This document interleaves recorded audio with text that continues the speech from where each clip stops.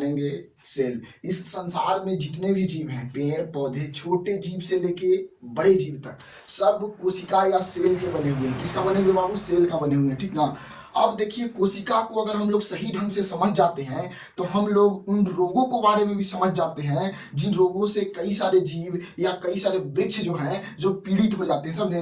कोशिका पानी के लिए, समझे, कोशिका जो होता है उसमें विभाजन होता है जब उसको पानी मिलता है। अगर पेड़ पौधे अगर हम लोग देखते हैं तो जब अगर पेड़ जैसे धान का गेहूं लगाते हैं या गेहूं लगाते हैं तो उस सबको पटवन दिया जाता है। क्या दिया जाता है? पटवन। जिससे उसमें क्या होता है? विभाजन होता है और वो सेल आगे बढ़ते हैं। क्या होते हैं? आगे बढ़ते हैं, जिससे हम लोग को क्या मिलता है? सीड्स मिलता है। उसी तरह जितने भी इस संसार में जीव हैं वो अपने मौसम के अनुसार जीव अपने सक्षम होते रहते हैं, मतलब अपने आप को बदलते रहते हैं। समझे? जहां कोशिका मिलकर, जैसे देखिए, कोशिका, कई सारे कोशिका मिलकर आकाश में उड़ने वाला पंख का निर्माण कर देता है। क्या कर देता है? आकाश में उड़ने वाला पंख का निर्माण कर देता है। तो किसका? जैसे चील का देखते हैं पंख निर्मित हो जाता है, किससे? कोशिका से निर्मित होता है। लॉरेंजिन्स एवं एम्प्लुई बन जाती है या उस हवा के लिए जहां कोशिका पंख और चोंच बना देती है।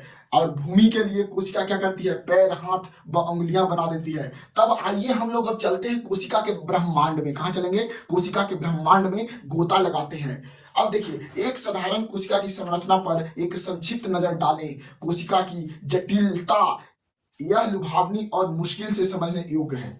कोशिका सभी जीवों की सबसे छोटी जीवित इकाई है। क्या है? कोशिका जो है कि सभी जीवों की जीवित इकाई है। क्या है? जीवित है, इकाई है। इसमें माइटोकॉन्ड्रिया एडेनोसिन ट्राइफॉस्फेट एटीपी के रूप में ऊर्जा प्रदान करता है। किसके? माइटोकॉन्ड्रिया के द्वारा। क्या है? माइटोकॉन्ड्रिया एडेनोसिन और ट्राइफॉस्फेट एटीपी के द्वारा क्या करता है? ऊर्जा प्रदान करता है। यह कोशिका के कई अंगों जैसे गाल्जी का या तंत्र को अपना काम करने में सक्षम।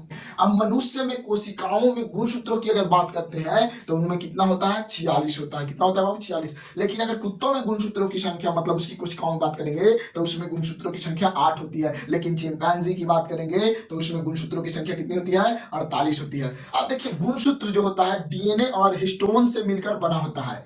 यह तनाव पैदा करता है। जो हिस्टोन स्पूल के रूप में कार्य करता है। किसके रूप में? स्पूल के रूप में कार्य करता है, जिसके चारों तरफ डीएनए क्या करता है? घूमते रहता है और न्यूक्लियोसोम नामक एक संरचनात्मक इकाई बनाता है। क्या बनाता है? न्यूक्लियोसोम नामक एक संरचनात्मक इकाई बनाता है। डीएनए में एक कोशिका की आनुवंशिक जानकारी होती है। सब कोड डीएनए के 4 न्यूक्लियोटाइड आधारों का प्रयोग करती है। यह कोड एक सार्क मतलब एक कोड जो है, जो एक सार्क को सार्क बनाती है, एक बाज को बाज बनाती है और एक मनुष्य को मनुष्य बनाती है। समझे? अब देखिए, हम लोग बात करते हैं मनुष्य। अगर मनुष्य माँ में मानव गर्भाशय में एक नए मानव का निर्माण एकल कोशिका से ही होता है। क्या होता है बाबू? एकल कोशिका। डीएनए में संग्रहित एक बहुत ही विशिष्ट ब्लूप्रिंट के अनुसार डीएनए निर्धारित करता है कि कोशिका कब और कैसे, कहां विभाजित होगी। यकृत की कोशिका, हृदय की कोशिका, मांसपेशियों की कोशिका, सभी कोशिकाओं के इस नेटवर्क में बहुत विशिष्ट कार्य दिया जाता है। सभी कोशिकाओं को एक विशिष्ट कार्य दिया जाता है। जो कार्य एक कोशिका नहीं कर सकती उसे और जब दूसरी कोशिका कर सकती है। समझे? जो कार्य एक कोशिका नहीं कर सकती है लेकिन जब दूसरी कोशिका कर सकती है, क्या कर सकती है? कर सकती है। और जब नया जीव जन्म लेने के लिए तैयार हो जाता है तो कोशिका का एक समूह उस बच्चे को हमारी दुनिया में लाता है। इस समय पर बच्चे में लगभग 1 ट्रिलियन छोटी जीवित प्राणी या 1 ट्रिलियन कोशिका होती है। वो 1 ट्रिलियन कोशिका होती है ना, तो उसको हम लोग को जीवित प्राणी समझना है, क्योंकि एक कोशिका स्वयं अपने आप में एक जीव होती है। जो मानव शरीर है या कोई भी जीव है तो वो बहुत सारे जीव से मिलकर बने हुए हैं। जैसे एक कोशिका क्या होता है? अमीबा होता है, पैरामीशियम होता है। तो उसी तरह से जितने भी जीव है वो सभी लाखों ट्रिलियन कोशिकाओं से मिलकर बने हुए हैं। तो ये क्या करती है? देखिए, 1 ट्रिलियन छोटी कोशिका जीवित प्राणी या 1 ट्रिलियन कोशिका होती है जो विभाजित होकर उस जीव के विकास, मतलब जब वो कोशिका क्या होती है? विभाजित होती है और उस जीव को क्या ले जाती है? विकास की ओर ले जाती है। जैसे उदाहरण के लिए सभी मांसपेशियां, कोशिकाएं, कंकाल की मांसपेशियां, जिसे तंत्रिका तंत्र द्वारा नियंत्रित किया जाता है। हमारी बॉडी की जितनी सारी मांसपेशियां हैं वो सभी तंत्रिका तंत्र की कोशिकाओं द्वारा नियंत्रित किया जाता है। जैसे रक्त वाहिका कोशिका के माध्यम से ऑक्सीजन और अन्य पोषक तत्व हमारे शरीर के भिन्न भिन्न कोशिकाओं तक पहुंचाई जाती है। समझे? ऑक्सीजन का परिवहन एरिथ्रोसाइट द्वारा होता है, जिसे लाल रक्त कोशिका भी कहा जाता है। वे अन्य कोशिकाओं को ऑक्सीजन देता है। क्या करता है वो? अन्य कोशिकाओं को क्या करता है? एरिथ्रोसाइट द्वारा क्या होता है, जब हमारे ब्लड में क्या रहता है, हीमोग्लोबिन रहता है, हीमोग्लोबिन में आयरन रहता है, और वही आयरन के कारण ऑक्सीजन जो है हमारा पूरे बॉडी में सर्कुलेट करता है और प्रत्येक कोशिकाओं तक क्या करता है बाबू? पहुंचा देता है, मतलब ऑक्सीजन को पहुंचा देता है। और जहां पे ऑक्सीजन अगर पूर्ण मात्रा में नहीं पहुंचता है तो वहां पे क्या होता है कि झंझनाहट या झुनझुनी बढ़ जाता है उस बॉडी में। अब देखिए आगे चलिए हम लोग जानते हैं। जैसे देखिए, चलिए अब पोषण की भूमिका को देखें। लाल रक्त कोशिका का निर्माण हमारी हड्डियों के भीतर अस्थि मज्जा में होता है, उसको हम लोग बोन मैरो भी कहते हैं, समझे। अस्थि मज्जा के अलावा स्टेम कोशिका से बनी होती है। अस्थि मज्जा में जो होती है, अस्थि मज्जा जो होती है वो स्टेम कोशिकाओं की बनी होती है, जो अंत में लगभग 8 दिन के अंदर आयरन, विटामिन B12, फोलेट और कई अन्य पदार्थों की मदद से लाल रक्त कोशिकाओं के परिपक्व हो जाने पर लाल रक्त कोशिकाएं काफी हद तक हीमोग्लोबिन से बनी होती है, जो फॉलिक एसिड या फॉलिक मिलता है, लेकिन बड़ी अपरिपक्व रक्त कोशिकाएं बनाती हैं जो ऑक्सीजन और को अवशोषित करने में कम सक्षम होती है। उसी तरह मानव शरीर में भी भिन्न भिन्न प्रकार की कोशिकाओं को ठीक से काम करने के लिए समान लेकिन अत्यंत भिन्न पोषक तत्वों की आवश्यकता होती है उस जीव के विकास, और उस जीव को क्या करती है? उसे विकास की ओर ले जाती है। उदाहरण के लिए सभी मांसपेशियां कोशिकाएं कंकाल मांसपेशियां है जिसे तंत्र की कोशिकाओं द्वारा नियंत्रित किया जाता है। जैसे रक्त वाहिकाओं की कोशिका से ऑक्सीजन और अन्य पोषक तत्व शरीर के भिन्न भिन्न कोशिकाओं तक पहुंचाया जाता है। ऑक्सीजन का परिवहन एरिथ्रोसाइट द्वारा होता है।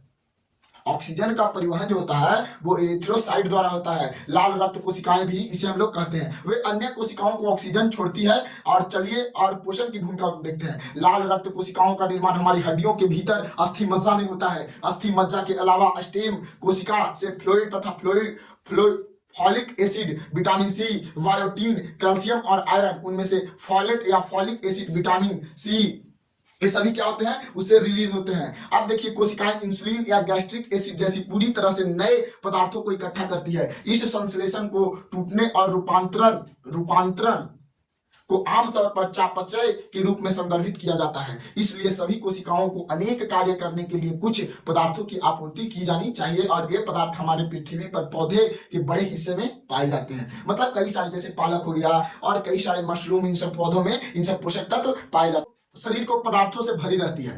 जैसे सी पर्णी का जो पौधा का जो शरीर है वो पदार्थों से भरी रहती है, जिसे पेट की कोशिकाओं को गैस्ट्रिक जूस का उत्पादन करने में मदद करती है। यकृत कोशिकाएं पीत को उचित मात्रा और गुणवत्ता में कम करने के लिए सी पर्णी के अवयवों का उपयोग करती है। इसलिए सी पर्णी उचित पाचन में योगदान देती है। अब विटामिन C की अधिक कमी हो जाने के कारण स्क्रीवी रोग उत्पन्न हो जाता है। आयरन की अधिक कमी हो जाने के नामक एनीमिया रोग उत्पन्न होता है। अब देखिए मैग्नीशियम की कमी से हाइपोमैग्नीसीमिया नामक एक रोग उत्पन्न होता है। ना केवल सी पर्णी बल्कि अन्य पौधे में बहुत सारे विटामिन, ना कि केवल सी पर्णी में ही बल्कि अन्य पौधे में भी बहुत सारे विटामिन C, आयरन और मैग्नीशियम पाया जाता है सब। इसी कारण आजकल हरी सामग्री बहुत लोकप्रिय है, जैसे पालक का साग, फिर आपका क्या बोला जाता है, जितनी हरी सब्जियां हैं वो लोगों में क्या है, प्रिय हो गई है, जिससे लोग क्या रहते हैं, स्वस्थ रहते हैं। और हरी सब्जियों में ड्राइवर पाया जाता है जो आपका बॉडी का जो इम्यूनिटी सिस्टम होता है उसको बूस्ट करता है, और जब आपका इम्यूनिटी सिस्टम बूस्ट हो जाता है तो आपके बॉडी को कोई भी रोग या कोई भी डिजीज नहीं लगता है, जिससे व्यक्ति हमेशा स्वस्थ रहता है।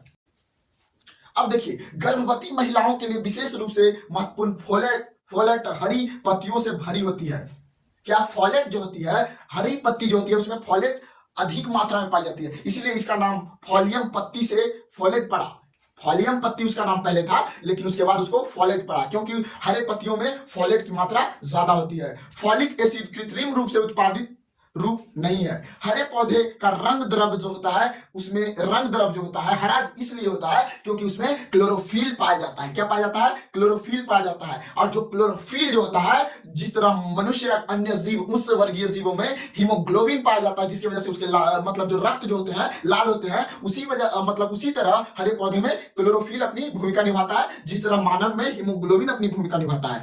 अब देखिए जो रक्त का बड़ा भाग बनाता है, ठीक उसी तरह हीमोग्लोबिन में आयरन पाया जाता है। क्लोरोफिल पर पत्तेदार सब्जियां में विटामिन की उच्च मात्रा के कारण रक्त पतला करने में रक्त पतला करने में क्या करती है, मदद करती है। अब दवाएं संभावित रूप से खतरनाक हो सकती है, परस्पर आपके बॉडी में कई सारे एलर्जी को पैदा कर सकती है। और कुछ पौधे ऐसे भी हैं जिनका सेवन करने से आपके जीवन खतरा में आ सकता है और आपका मृत्यु भी हो सकती है। इसीलिए आपको आई होप कि ये टॉपिक आपको समझ में आया होगा। अब देखिए कोशिका से क्या होता है, कोशिका से ही रोग का उत्पन्न होता है। तब तक के लिए जय हिंद, वंदे मातरम।